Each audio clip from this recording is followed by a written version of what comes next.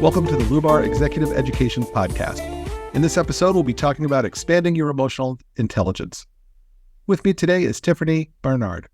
Tiffany is a professional life coach specializing in helping people identify which beliefs are their own and which ones are holding them back from becoming the best version of themselves. She believes that by learning how to truly communicate with others and by understanding that how you react or respond to your thoughts and emotions influences all your relationships, you'll be able to fully unlock your potential and create sustainable change in your life. Welcome, Tiffany. It's great to have you on the show. Thank you so much, Mike. I'm really happy to be here. To get us started, please tell us a little bit about how you got into helping leaders.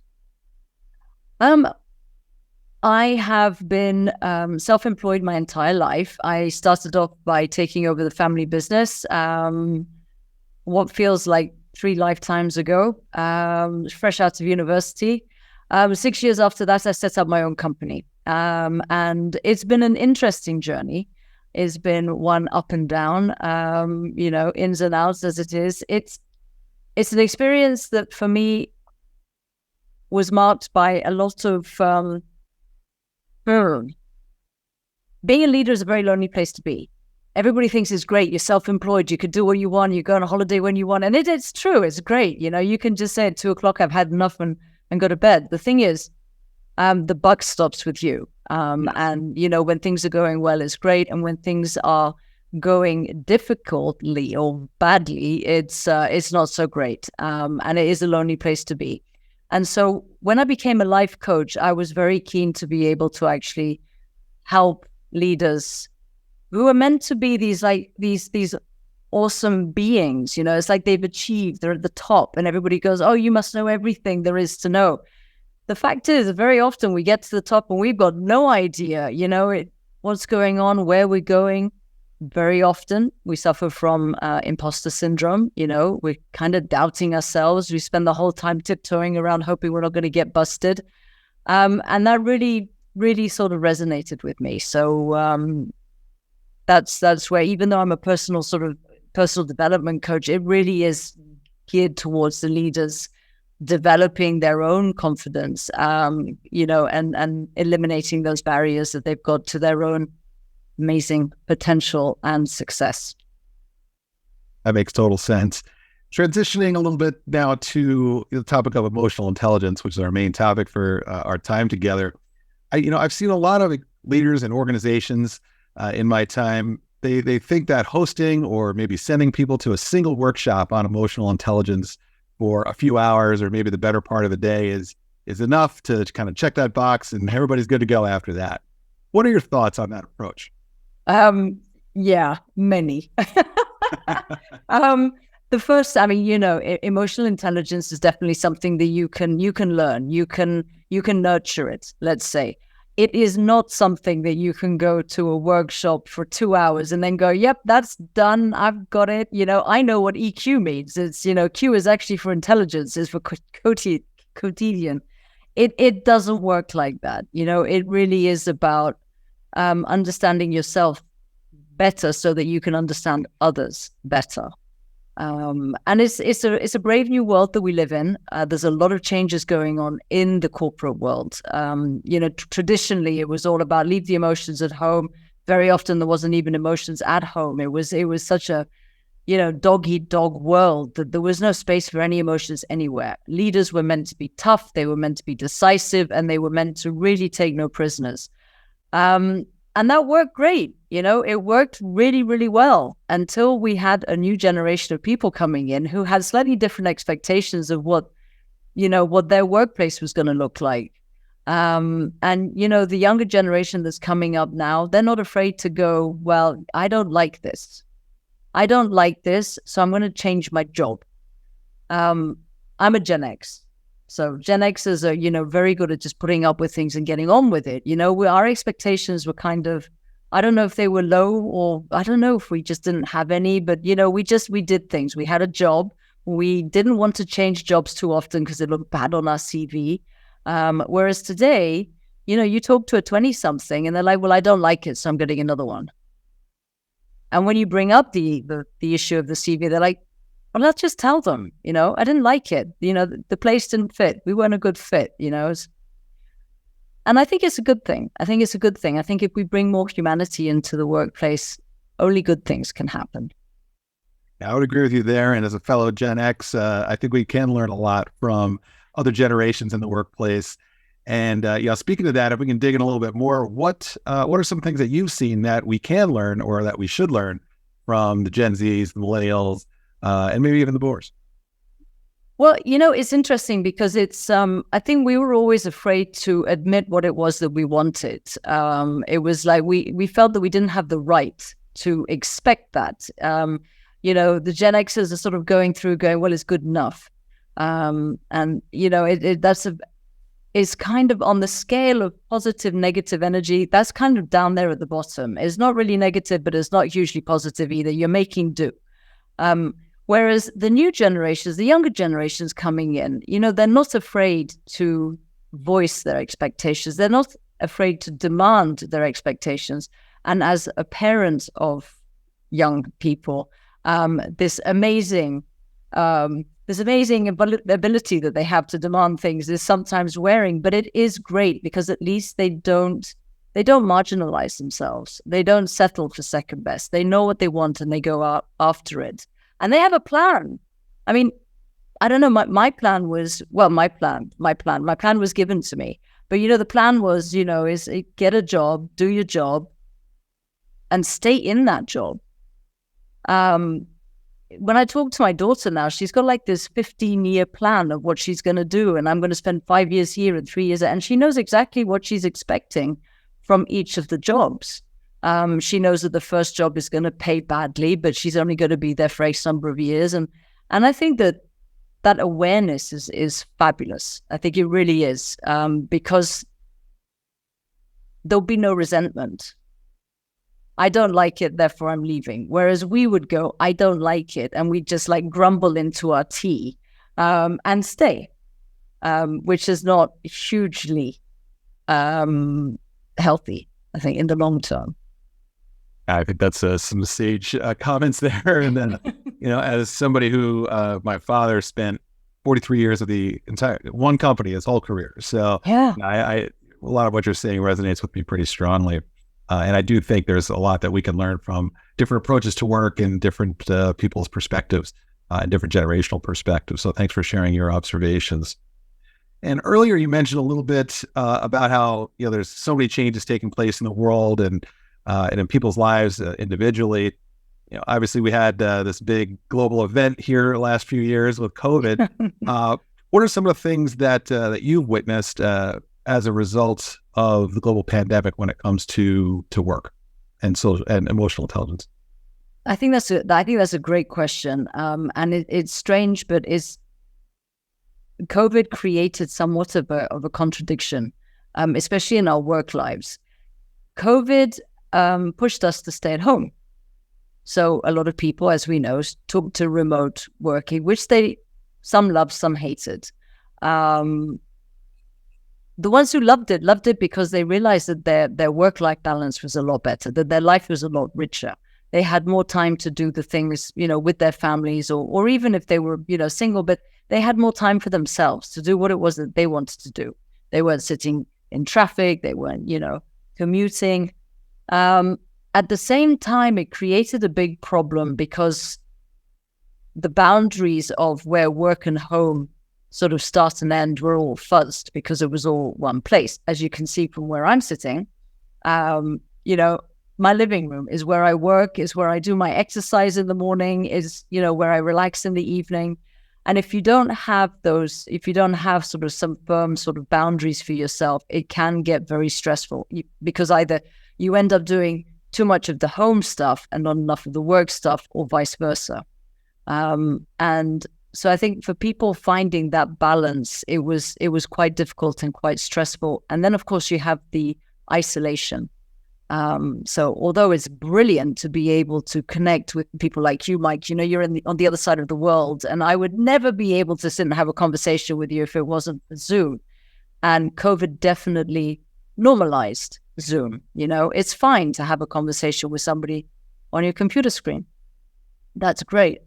But it does take the sort of the personal bit out. And, it can be a lonely existence. So I think that people did suffer because of that. And I think that as a result of COVID, also, it has to be noted that the awareness, mental health awareness has increased massively. So the whole remote working, good, bad, good for the, secondary sort of awareness issues. But it is something that's, it's an interesting concept. It's interesting how the pandemic has changed our lives. But from my point of view, I think the most important thing is the fact that it has raised awareness of the mental health issues. And I'm not talking about serious mental health issues. There's always been awareness about that. I'm talking about the fact that, it's okay for somebody to turn around and say, you know what, imposter syndrome. It's all right to say, I feel like, I don't really know what I'm doing. Or you can share that, you feel maybe like you've got where you've got by dumb luck. Or you can share that, you feel overwhelmed. Burnout is a massive issue right now. It's like people are pushing themselves to do more and more. And maybe it's also as a result of the pandemic. I don't know. It was like they had so much going on at home. They maybe gone back to work and they're trying to keep all of that going on at home and still doing everything at work. I don't know. But it's okay to actually stop and say to whoever's working next to you in the office, boy, you know what? Today's hard. It's getting on top of me. And I think that is amazing. Yeah, and we've definitely seen an uptick in a need for some what we call resilience training is our program, and just a recognition or a lot of empathy, which was always important for leaders. A little more spotlight shown on it now, as I've said multiple times on many of the episodes I've done here. And burnout is something that is certainly not new, but has definitely, I think, increased as due to the pandemic and all the changes that we've gone through here in the last few years. Digging into this a little bit more, at least the subject of burnout, what recommendations do you have for leaders when it comes to fighting off burnout or reducing the risk of that for themselves and for their teams? Yeah, I think that's a great question, because burnout used to be worn as a badge of honor. It was like, I work that much that, I've got burnout. And I think we're realizing that it's not such a cool thing to have.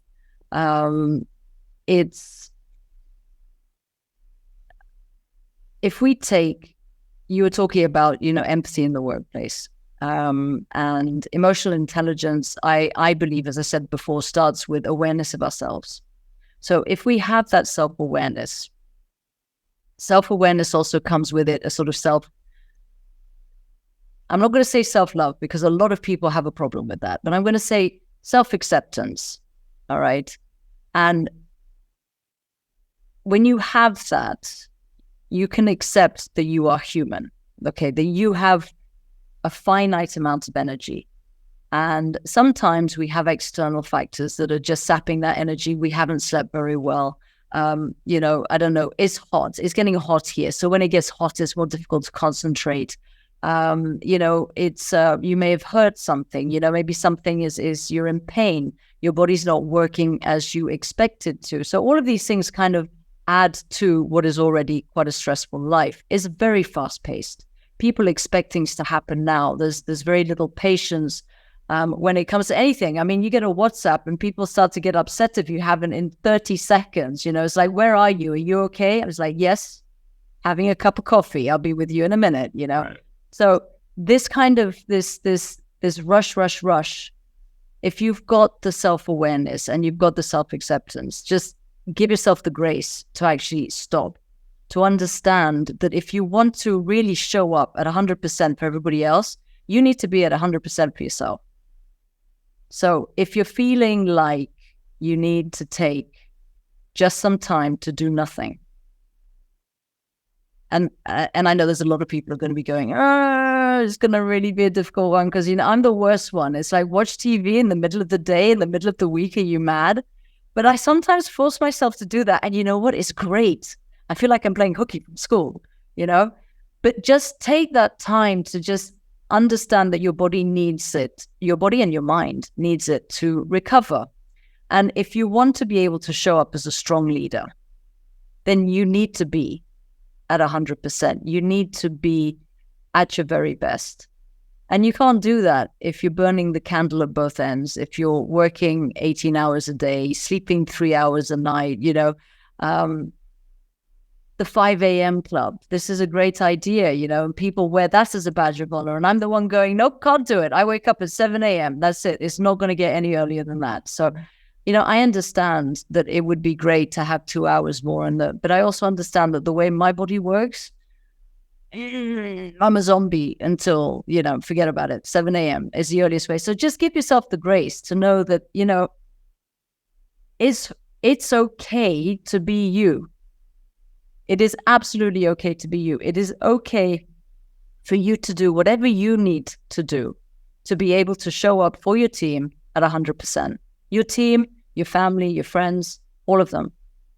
You have to find a balance. So in life, we've got like different houses. We've got our family, we've got career, we've got finance, we've got social, we've got health, all of these different things. And if there isn't some kind of balance within all of those areas of our life, then we're going to be living out of alignment with ourselves. And that is going to end up with us being unable to function, basically.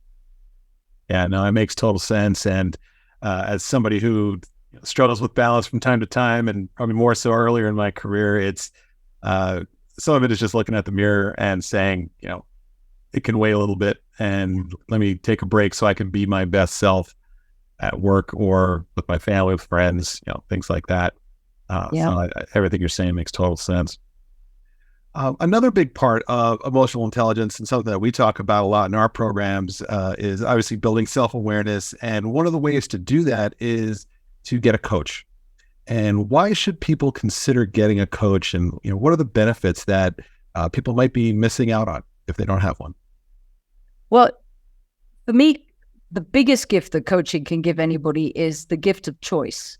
We have choice in everything we do, starting with what we think, what we feel, how we act.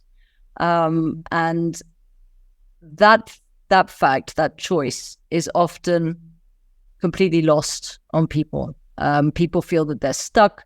People feel that they have no choice. People feel that they're forced to do X, Y, or Z. I'd love to do this, but I can't. I should do that. I have to do something else. These should, have, need, all of these words, which are like very confining.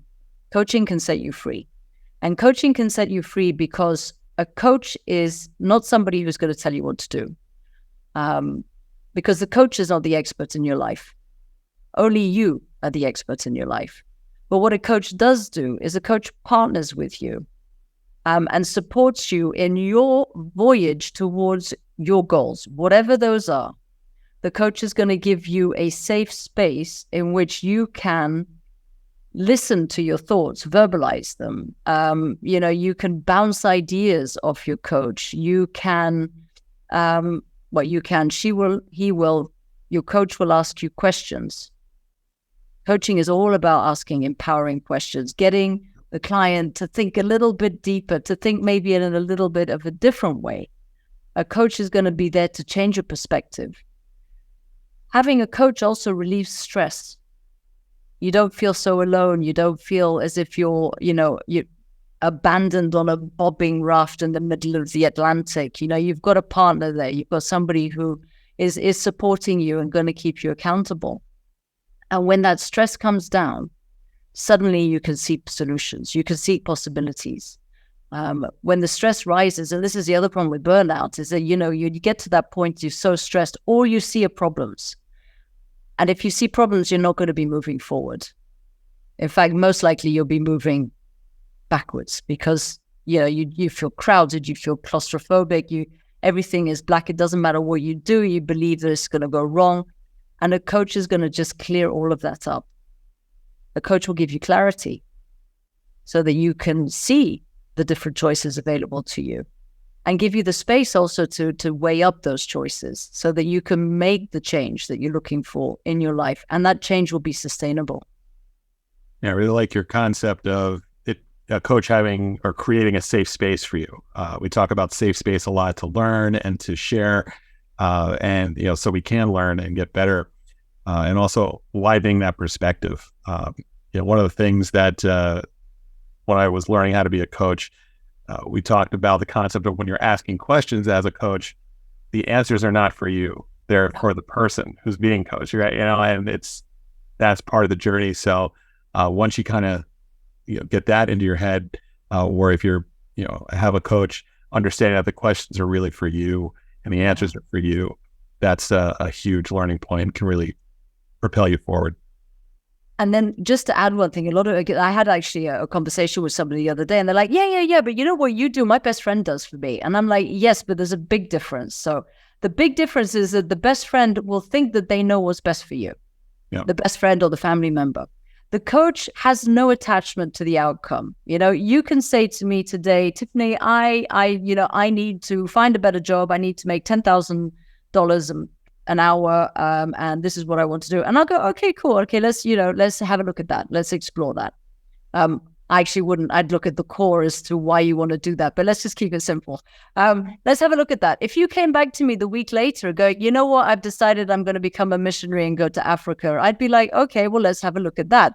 I'm not attached to the outcome. I'm not going to try and persuade you that what you came up with last week was actually much better. There's no judgment. There's no good. There's no bad or anything. It's like, this is what Mike wants, so this is what we're going to work towards. And I think that's a big difference. The other difference is that a coach is always going to move you forward. Always. Yep, I agree. And yeah, that's a great point. So thanks for making that.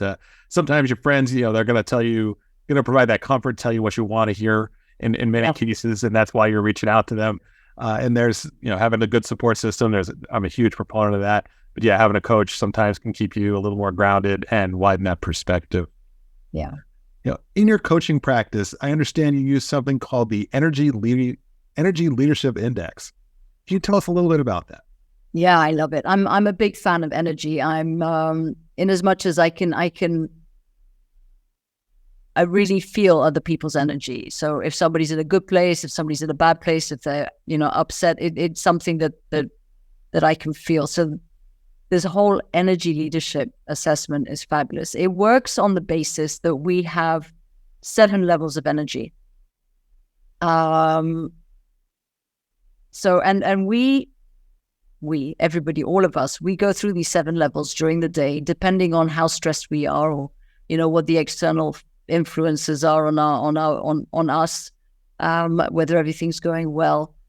And they start off in levels 1 and 2. So levels 1 is kind of the victim. It doesn't matter what I do. Everything's going to go wrong. It's everybody else is lucky. I'm unlucky. That kind of idea. Level 2 is very angry, is very defiant, is very conflictual. You believe that the world is a place full of conflict, and if you don't show up and fight for yourself, then nothing will ever happen. It's a kind of very dog eat dog.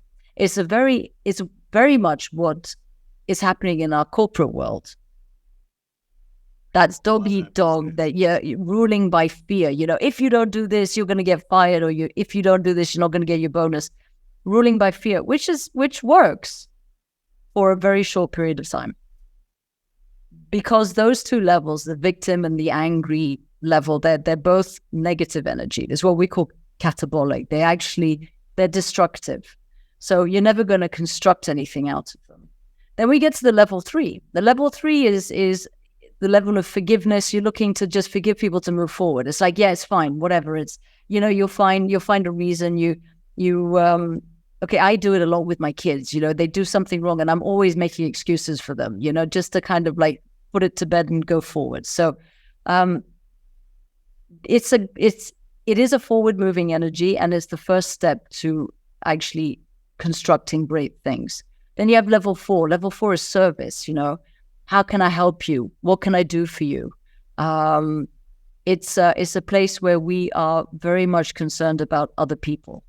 Level 5 is all about working together, collaboration, opportunities, win-win. How can we make this work? Everybody has to win. Then we get to level 6, and level 6 is where there's no judgment.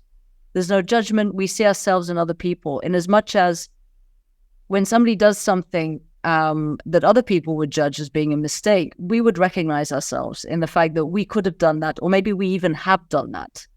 And so with that lack of judgment, it's very accepting. It's a very it's a place of wisdom, level 6. So understanding where you are, how you show up every day, understanding that when you're angry, you tend to go to the victim mode. For example, I had a client who has got his results back and he's like, why have I got so much level 1? I'm not a victim. And I'm like, listen to yourself right now. He was like, it doesn't matter what I do. It's like, it's all going to go wrong. I said, listen to your words. And he was like, oh my, you're right. Then you have other people who see a lot of anger in themselves, and it depends on the situation. And, they might see that with a certain person, that's how they're showing up. Or in another situation, they recognize that they're happy to be there and they've got this synergy, this amazing synergy with people, and they're just looking for collaboration. So understanding also that, this is what happens. We're all the same, and that we have a choice. So if you understand the energy levels and then you feel yourself, for example, if you're sick, it's very normal to go down to the level 1 and be a victim because people look after you. You're not expected to do anything. You don't have to take responsibility. So it's great. Be at level 1, allow people to look after you. It has to be by choice. This is the thing, not by default. Yeah, definitely a choice. And you've got to just recognize where you're at that given time and take action accordingly, I guess, right? Exactly. And then it also helps you understand how other people are showing up. It's that awareness again, is understanding that, what's going on for you, and actually being able to say, all right, well, normally they're not like this.